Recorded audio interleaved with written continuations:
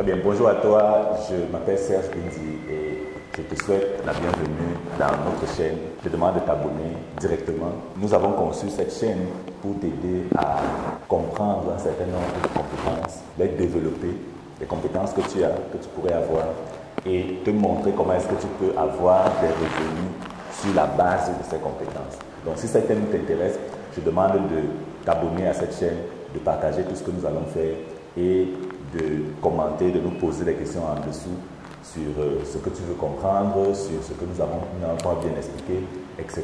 Nous sommes un jour de mars 2009 et je suis un jeune étudiant à l'université de Yaoundé 2, d'accord? Et je devais présenter un exposé devant l'amphithéâtre de plus de 2500 personnes. Enfin, c'est l'amphi 2500, mais vous savez que quand on dit amphi 2500 à Yaoundé 2, il y a à peu près 5000 personnes qui sont dans la salle. Alors, je dois donc présenter un exposé devant plus de 5000 personnes.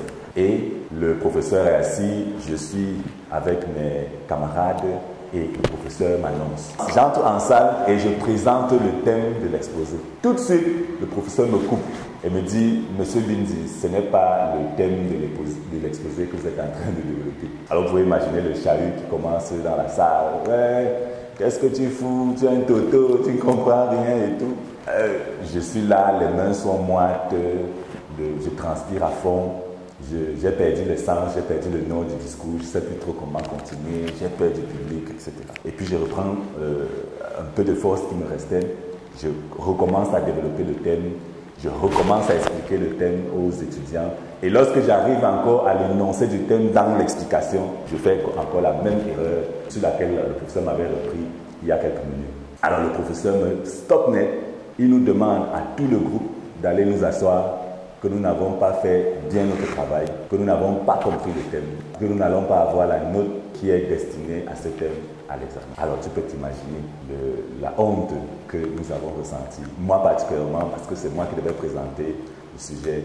Tu peux t'imaginer les chahuts qui venaient du Shabbat, qui venaient de partout, qui venaient de la salle de classe. Et tu peux t'imaginer la lourdeur qui était dans mes pieds, qui était dans les jambes, qui était dans la tristesse, qui était dans la figure de chacun d'entre nous quand nous allions encore nous asseoir sur les bancs, que toute la salle était en train de chahuter sur le fait que nous n'avons pas pu présenter notre exposé. Alors, tu l'as bien compris, dans cette saison, je vais t'apprendre les fondamentaux de l'art oratoire dans tous ces champs d'application. Je vais te montrer comment il est possible de prendre la parole en public.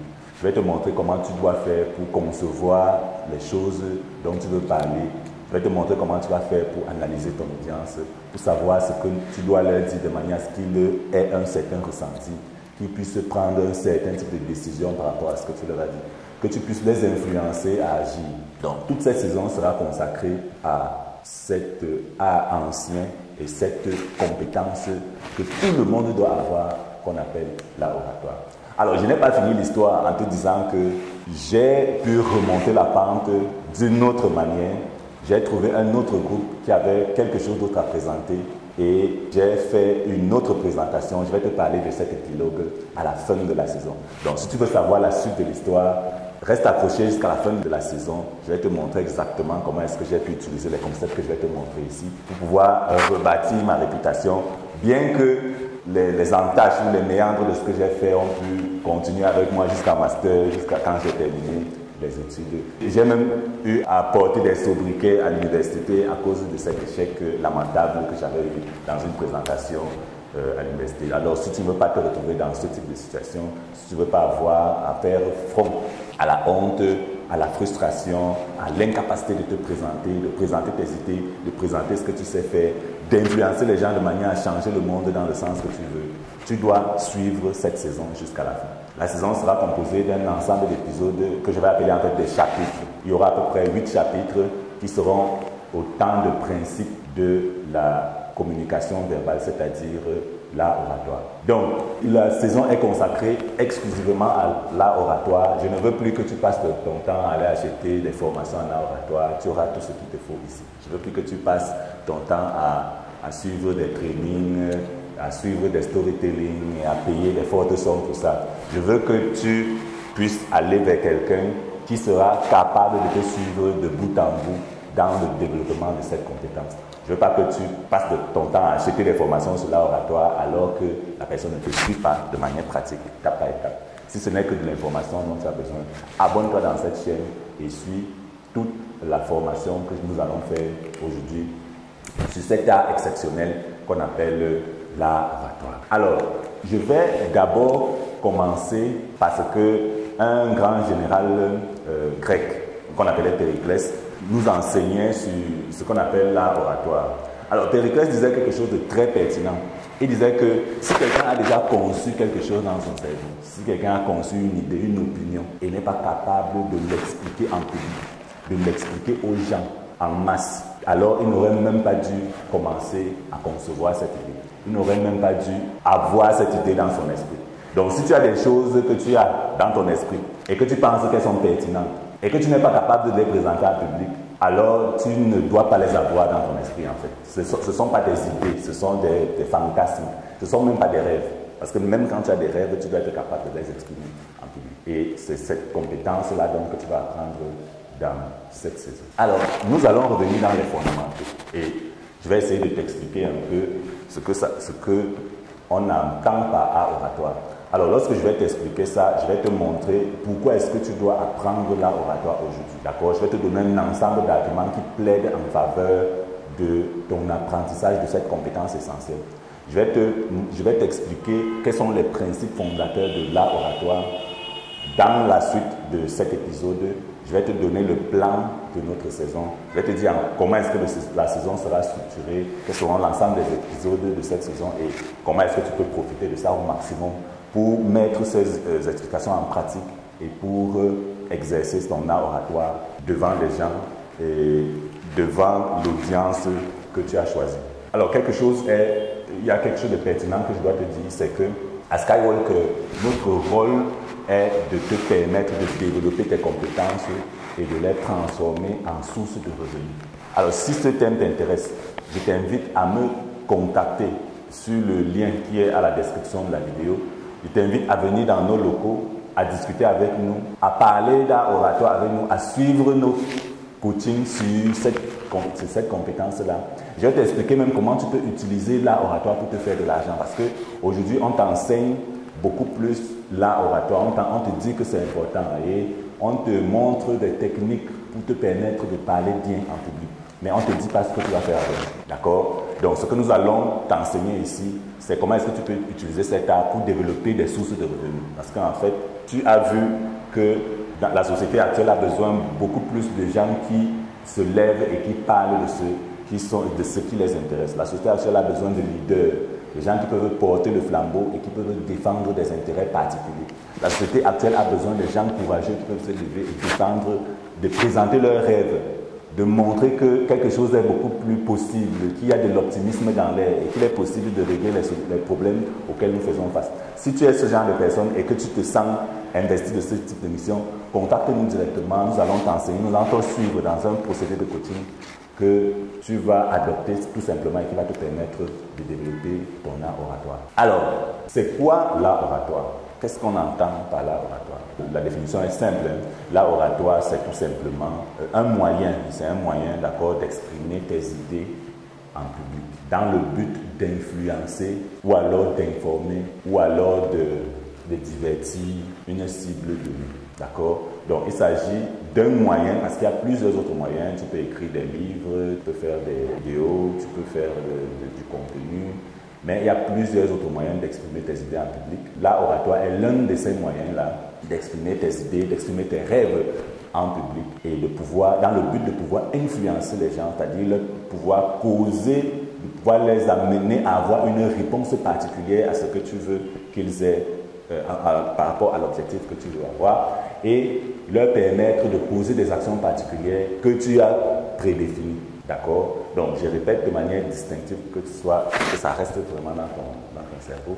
L'art oratoire, c'est ce moyen-là qui te permet d'exprimer tes rêves, tes objectifs, tes visions en public pour pouvoir les influencer, pour pouvoir leur enseigner des choses ou alors pour pouvoir les divertir. Voilà l'art oratoire. Donc, quelqu'un qui fait de la comédie fait de l'art oratoire. Quelqu'un qui fait du stand-up show fait de l'art oratoire. Un entrepreneur qui veut lever des fonds et qui doit parler à un ensemble d'individus fait de l'art oratoire. Un journaliste qui interviewe quelqu'un dans la rue, voilà, sur un sujet particulier, alors la personne est en train de faire de l'art oratoire. Si tu es un étudiant et que tu dois soutenir devant un jury, alors tu fais de l'art oratoire. Si tu es un individu qui est appelé à parler au funérailles ou au deuil de son papa ou de sa maman ou au mariage de son ami, alors tu fais de l'art oratoire. Tu vois, si tu n'es pas capable de parler en public aujourd'hui, tu seras coincé. Tu seras coincé parce qu'il y aura toujours un endroit, un moment, quelque chose de spécifique qui va te pousser à parler en public. Tu dois casser toutes ces barrières-là qui existent entre toi et la peur du public. Et tu dois être capable d'exprimer tes désirata, tes idées, tes rêves à ce public-là, de manière à les influencer. Voilà. Donc, une fois que tu as compris ce que c'est que l'art oratoire, je vais donc te donner un ensemble de valeurs, je vais te donner un ensemble de réponses, de pourquoi, de causes, un ensemble de causes que tu dois défendre et qui vont porter sur l'importance de l'art oratoire aujourd'hui dans notre société moderne. Je vais t'expliquer pourquoi est-ce que tu dois considérer aujourd'hui particulièrement qu'il faut que tu apprennes à parler en public. Je vais t'expliquer pourquoi est-ce que l'art oratoire est un moyen influent, une arme puissante pour toi aujourd'hui, que tu dois revêtir avec fierté et te lever, parler en public et défendre tes idées et influencer le monde. Alors la première chose que tu dois savoir, c'est que l'art oratoire, nous autres humains en fait avons toujours été des animaux oraux. D'accord? Avant l'invention de l'écriture, nous existions déjà et nous parlons déjà à nos semblables. La plupart des gens sont beaucoup plus influencés par la parole qui sort de la bouche de quelqu'un d'autre que par quoi que ce soit d'autres types d'informations. Nous sommes beaucoup plus influencés par la parole des gens que par toute autre chose. Donc, il y a plus de 5000 ans, les Égyptiens ont inventé l'écriture. D'accord? Et avant l'invention de l'écriture par les Égyptiens, il y avait des civilisations qui existaient. Et toutes ces civilisations étaient orales. Toutes ces civilisations étaient orales. Donc nous avons passé le temps à parler entre nous, pas forcément en tant que structure organisée, mais en tant que petite tribu, que ce soit dans la forêt, que ce soit dans la savane, que ce soit dans les steppes, et là où on résidait avant, qu'on structure ce qu'on appelle la société aujourd'hui. Donc tous ces gens-là parlaient avec la bouche. L'enseignement était oral, il n'y avait pas d'écriture. C'est pour ça que nous sommes conditionnés à comprendre l'oralité. Nous sommes conditionnés à comprendre la voix qui vient de la bouche de quelqu'un d'autre. Nous sommes conditionnés à être influencés par elle. D'accord? C'est ça qui nous permet d'être humains. Alors, ce que tu vas remarquer, c'est que toutes les civilisations humaines ont développé des écoles d'art oratoire. Par exemple, en Égypte, encore aujourd'hui, je te parlais de plus de 5000 ans, il y a encore des papyrus qui nous expliquent l'art oratoire, c'est-à-dire qui nous expliquent comment est-ce qu'on formait les jeunes à s'exprimer en public. Chez les Aztèques, par exemple, c'était la même chose. C'est-à-dire des civilisations vraiment millénaires. Chez les Romains, c'était encore grave. Que ce soit dans les civilisations sud-américaines, que ce soit dans les civilisations européennes ou asiatiques ou dans les civilisations africaines, nous avons toujours, toutes les civilisations ont eu des écoles d'art oratoire. C'est montrer l'importance millénaire de cette compétence dans ta vie. Alors, pour comprendre vraiment l'importance de quelque chose, il faut remonter dans le temps. Il faut voir depuis quand la chose se fait. Et tu comprends qu'aujourd'hui, de plus en plus, nous avons besoin des gens qui savent s'exprimer en public pour défendre des causes nobles, pour changer la société. Il y a même des gens qui ont des conceptions beaucoup plus vraies de ce qui devrait être fait dans la société, mais parce qu'ils ne savent pas s'exprimer en public ou parce qu'ils ont peur du public, ils se rétroquevillent dans leur être interne et ils laissent les autres, généralement, ceux qui disent des faux trucs, d'accord, parler en public et influencer le monde. Et après, c'est eux qui se plaignent. Après, ce sont les bons qui se plaignent que les mauvais sont en train de gagner la société. Pourquoi? Parce que les mauvais ont eu la force de se lever et de parler des choses importantes qui leur tiennent à cœur et qui sont mauvaises. Et ils ont donc eu la capacité d'influencer le public. Et toi qui es bon, toi qui as des bonnes causes, toi qui penses mieux, qu'est-ce que tu fais? C'est ça la question. Qu'est-ce que tu fais? Tu es assis et tu te plains. Ça ne devrait pas continuer comme ça. Tu dois apprendre à te lever et à dire ce que tu penses, ce qui est bien pour toi, ce qui peut te permettre de développer, de changer le monde que tu ne veux pas voir. Et c'est pour ça que cette compétence est importante. Donc, l'autre chose que tu dois comprendre, c'est que tous les gens qui ont réussi dans la vie, réussi dans la vie, tous ceux qui ont réussi dans la vie, tu peux les citer. Il n'y a personne de ceux qui ont réussi, peu importe ce que réussi veut dire d'ailleurs, il n'y a personne qui a réussi dans la vie qui ne sait pas s'exprimer en public. Ça n'existe pas. Ce n'est même pas possible. Parce que comment tu vas faire pour amener les gens à suivre ta cause, puisque tu ne peux pas réussir seul? Comment tu vas faire pour convaincre les autres à adhérer dans tes projets? Comment tu vas faire pour lever les fonds, pour trouver l'argent? Comment tu vas faire pour avoir un produit et le vendre si tu ne peux pas parler en public? Comment tu vas faire pour faire le marketing? Donc, il n'y a personne qui a réussi aujourd'hui et qui ne sait pas parler en public. Voilà, c'est pour ça que toi, tu dois apprendre à parler en public si tu veux réussir. Ça ne veut pas dire que tous les gens qui savent parler en public ont réussi. Donc, ce n'est pas ce que je veux dire. Mais ce que je veux dire, c'est que tous ceux qui ont réussi savent parler en public. Donc, si tu veux augmenter tes chances de réussite, il est nécessaire que tu apprennes à parler en public. Aujourd'hui, regarde l'avènement des réseaux sociaux. Regarde l'avènement de toutes ces outils technologiques qui sont super, qui nous permettent de les utiliser comme des effets de levier et amplifier la portée de notre discours. Regarde YouTube dans lequel nous sommes, regarde Facebook, regarde TikTok. Si tu ne peux pas dire ce que tu penses, si tu as peur de dire ce que tu veux dire, qu'est-ce que tu vas faire de ta vie? Qu'est-ce que tu vas devenir? Qu'est-ce que tu vas faire de ta vie si tu ne peux pas dire ce que tu penses? La venue des technologies de l'information, la venue des réseaux sociaux nous permet d'amplifier encore notre capacité de parler en public et d'amplifier aussi notre capacité d'influence, parce que l'art oratoire est lié à l'influence. C'est ça que je t'ai expliqué au début, parce qu'on ne parle pas en public pour parler. On parle en public soit pour informer, soit pour persuader, soit alors pour divertir. D'accord? Donc, il est important que tu comprennes que tu dois utiliser donc ces outils-là pour pouvoir développer ton art oratoire. Tu dois t'entraîner en produisant des contenus comme ceci, en parlant avec des gens dans des petits groupes d'abord, en rejoignant des structures comme les nôtres dans lesquelles on va t'apprendre encore à développer cette compétence. Très bien. Donc, tu vois qu'il est nécessaire que tu apprennes cet art parce que tu as de nouveaux outils, tu as de nouvelles techniques, tu as de nouvelles causes que tu défends et qui sont importantes avec lesquelles tu dois t'exprimer et que tu dois partager à ceux qui t'écoutent. L'autre chose que tu dois savoir, c'est que tout le monde doit et peut parler en public. Tout le monde.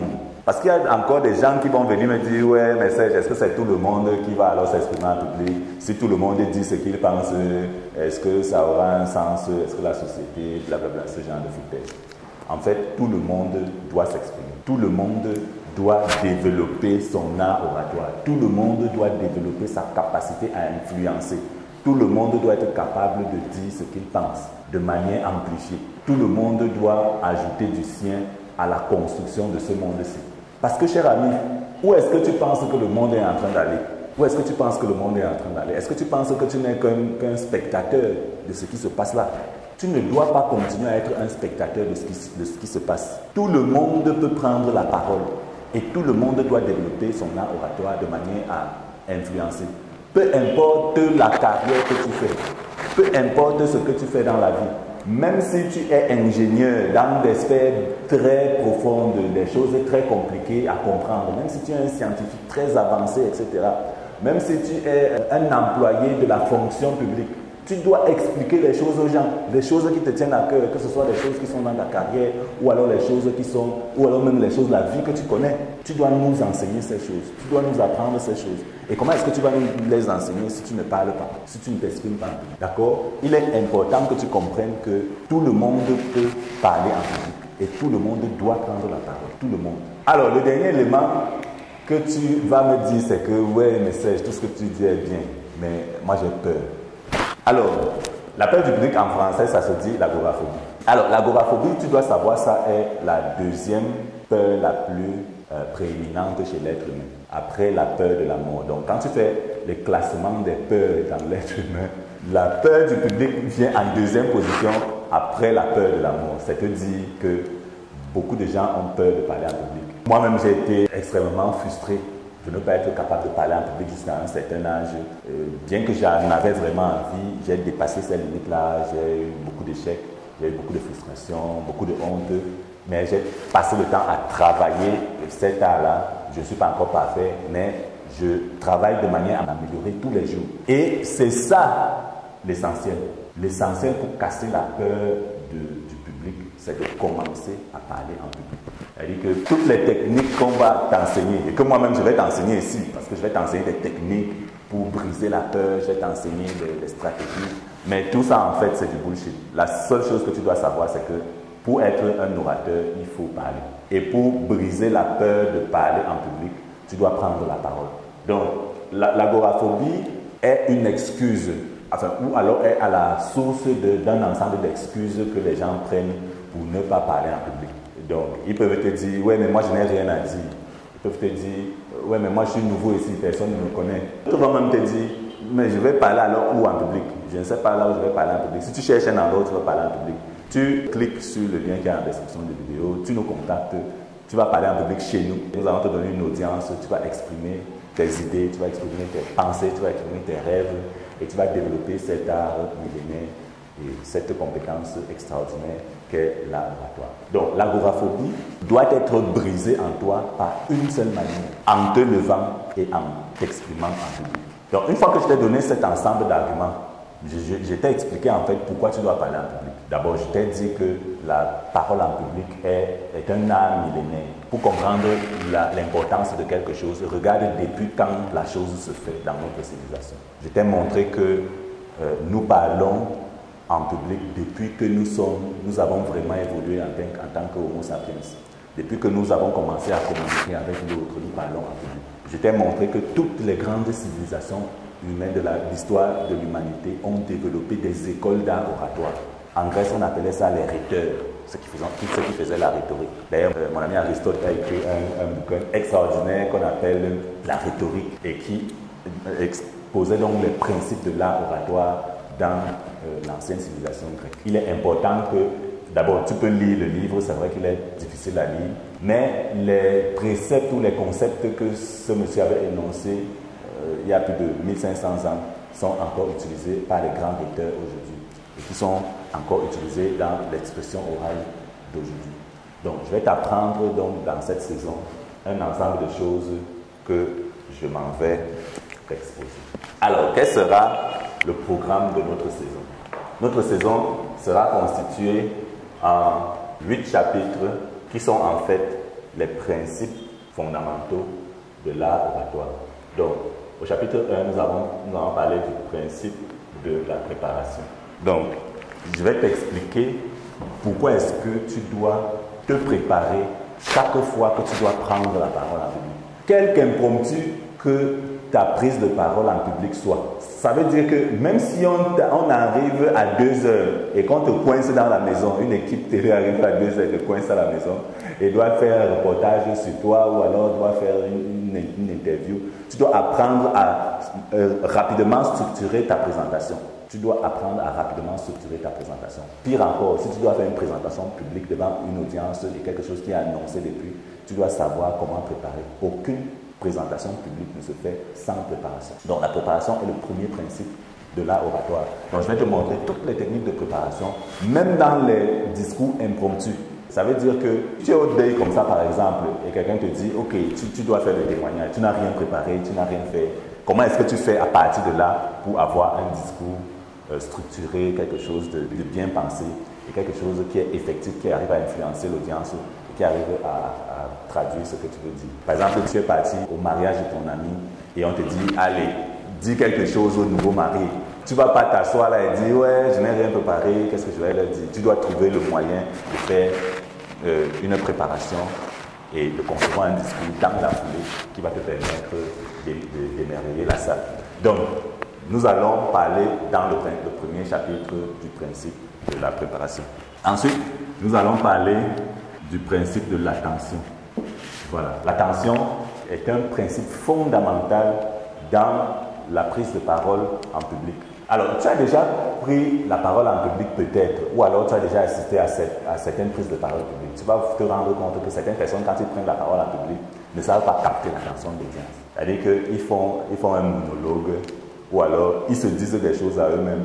Ils ne savent pas comment capter l'attention, faire que le public continue à les suivre de bout en bout. Donc, il y a un ensemble de techniques, un ensemble de stratégies qui te permettent de capter l'attention d'une audience et de la retenir jusqu'à la fin de ta présentation. Ensuite, je vais te parler du principe de la forme présentée. Alors, il faut savoir que toutes les présentations publiques, tout ce qui est art oratoire a une forme. Il y a une forme dans la présentation. Et tu vas deviner que le chapitre 4 sera sur le fond présenté. Donc, je vais te montrer aussi comment présenter le fond. Alors, la forme est liée à ce qu'on appelle la dichotomie de la communication verbale. La dichotomie de la communication verbale dit que lorsque tu communiques verbalement avec quelqu'un, les mots ne représentent que 5% de la puissance, de l'impact de ce que tu es en train de dire. Voilà. 95% est lié à ce qu'on appelle la communication non verbale, dans laquelle il y a la voix, il y a la gestion, il y a la posture, il y a la capacité à connecter des émotions. D'accord? Donc, je vais revenir dans ce principe, je vais t'expliquer comment est-ce que tu travailles ta posture, comment est-ce que tu travailles ton corps, comment est-ce que tu travailles ta gestuelle, comment est-ce que tu travailles ta voix, de manière à ce que tu sois beaucoup plus pertinent dans la présentation. Je vais te montrer comment on fait des rythmes, des cycles de voix, de manière à ce que tu puisses communiquer des émotions particulières de manière instantanée et de manière prédictive. Le chapitre 4, donc, sera basé sur le principe du fond présenté. Donc, ici, je vais te montrer comment est-ce que tu construis un discours. Je vais te montrer comment est-ce que tu construis, quels sont les passages que tu mets dans ton discours, quels sont les éléments pertinents que tu dois y ajouter, comment est-ce que tu construis un argumentaire, comment est-ce que tu trouves des statistiques, des données, comment est-ce que tu trouves des faits, des exemples qui permettent d'étayer tes propos et qui permettent de donner du contenu lourd à ta présentation. Comment est-ce que tu trouves des éléments factuels qui permettent de construire un discours pertinent. Donc, nous allons, puisque nous sommes dans une chaîne business en fait, nous allons beaucoup plus nous focaliser dans les présentations business, c'est-à-dire présentation d'un conseil d'administration, présentation pour les gens qui sont en carrière, c'est-à-dire une présentation d'entreprise. Par exemple, nous allons beaucoup nous attarder sur la levée des fonds. Présentation sur la levée des fonds, c'est vrai que nous allons faire toute une autre saison sur la levée des fonds en particulier, c'est-à-dire les techniques, etc. Mais nous allons prendre des exemples qui sont relatifs à cela. Nous allons aussi nous attaquer à ce que j'appelle les séminaires publics, c'est-à-dire les séminaires business, d'accord? Donc, je vais te montrer un peu comment on organise un séminaire business, comment est-ce qu'on parle, comment est-ce qu'on structure, etc. Donc, la saison sera vraiment riche, l'art oratoire sera vraiment riche. Je vais te parler un peu d'autres types de présentations orales, c'est-à-dire par exemple des interviews, par exemple les soutenances publiques pour les étudiants, ça va être très bénéfique. Je ne vais pas beaucoup m'attarder dessus, bien évidemment, parce que nous sommes dans une chaîne beaucoup plus business. Nous allons beaucoup plus nous attarder sur les présentations business. Donc ensuite, nous avons le chapitre 5 sur le principe de l'intention. Alors, ici, c'est la bonne question. La bonne question, c'est pourquoi je fais le discours, pourquoi je vais prendre la parole en public, qu'est-ce que je veux faire quand je prends la parole en public. Donc, ici, je vais t'expliquer la méthodologie du qu'est-ce que je veux qu'il sache, qu'est-ce que je veux qu'il fasse et qu'est-ce que je veux qu'il ressemble. Donc, nous allons parler de ça dans le principe de l'intention. Si tu n'as pas défini ces choses à l'avance, tu ne peux pas avoir un discours vraiment cohérent. Donc, ensuite, nous aurons le chapitre 6 sur le principe de la connexion. Alors, le principe de la connexion est extrêmement important. Il faut savoir que quand tu fais un discours d'art oratoire, quand tu fais une présentation publique, business ou carrière, peu importe, tu n'es pas en train de faire un monologue. Donc, tu ne parles pas seul. Tu parles à des gens. Et tu dois prendre le feedback de l'audience pour créer la connexion. D'accord? C'est pour ça qu'il y a des sessions de questions-réponses. C'est pour ça que certaines personnes peuvent t'interrompre dans la salle pendant que tu parles. C'est pour ça que tu dois passer en revue l'audience. Tu dois marcher. Tu dois te connecter à l'audience. Langage verbal, le regard. Tu dois créer une alchimie, une compréhension, une connexion entre toi et l'audience. Le discours doit aller et revenir, aller vers l'audience et revenir vers toi. Tu dois sentir que tu es en train d'impacter dans la manière même que tu parles. Tu dois parler en ayant une connexion constante avec l'audience. Et il y a même des techniques qui permettent de reconnecter quand tu as perdu la connexion. C'est-à-dire comment tu fais quand tu as perdu la connexion avec l'audience, comment tu fais pour reconnecter avec l'audience. Comment tu fais lorsque l'audience est fatiguée, lorsque les gens sont fatigués de te suivre, comment tu fais pour te reconnecter à eux et remettre l'attention à l'ordre du jour et te reconnecter à ton audience. Donc, j'appelle ça le principe de la connexion. Voilà, le chapitre 7 sera consacré à le principe de l'improvisation. Alors, ce que tu dois savoir, c'est que chaque fois qu'il y a une présentation publique, chaque fois que tu es en train de faire une présentation publique, des choses peuvent se passer, d'accord? Si tu présentes sur PowerPoint, le courant peut partir, tu peux ne pas retrouver ton fichier, tu peux oublier des choses que tu es en train, tu peux faire des erreurs, ou alors on peut te chahuter, ou alors, bref, un ensemble de choses imprévues peuvent se passer. Voilà. Comment tu gères ça? Tu auras la réponse à cette question dans l'improvisation. Donc, le principe de l'improvisation est extrêmement important. Tu vas voir que tous les gens qui ont une dextérité verbale assez élevée savent improviser devant une salle, savent improviser devant une situation inconfortable qui vient d'arriver. Et si tu ne sais pas faire ça, tu ne peux pas parler en public de manière constante. Tu ne peux pas avoir de l'impact. Et chaque fois qu'il y aura un petit problème dans ta présentation, alors toute la présentation sera nulle et sans effet. Et puis ce n'est pas important pour toi, ce n'est pas impactant. Alors le dernier chapitre que nous allons voir, chapitre 8, ce sont les champs d'application. Alors la question importante ici, c'est une fois que je connais donc comment on fait l'oratoire dans ses techniques, dans ses principes, dans ses stratégies, dans la pratique même de l'oratoire, qu'est-ce que je fais avec toutes ces connaissances? Qu'est-ce que tu dois faire avec ces connaissances une fois que tu comprends toutes ces choses? La réponse sera donnée dans les champs d'application. Donc, dans les champs d'application, je vais te montrer comment tu peux même construire une carrière d'orateur.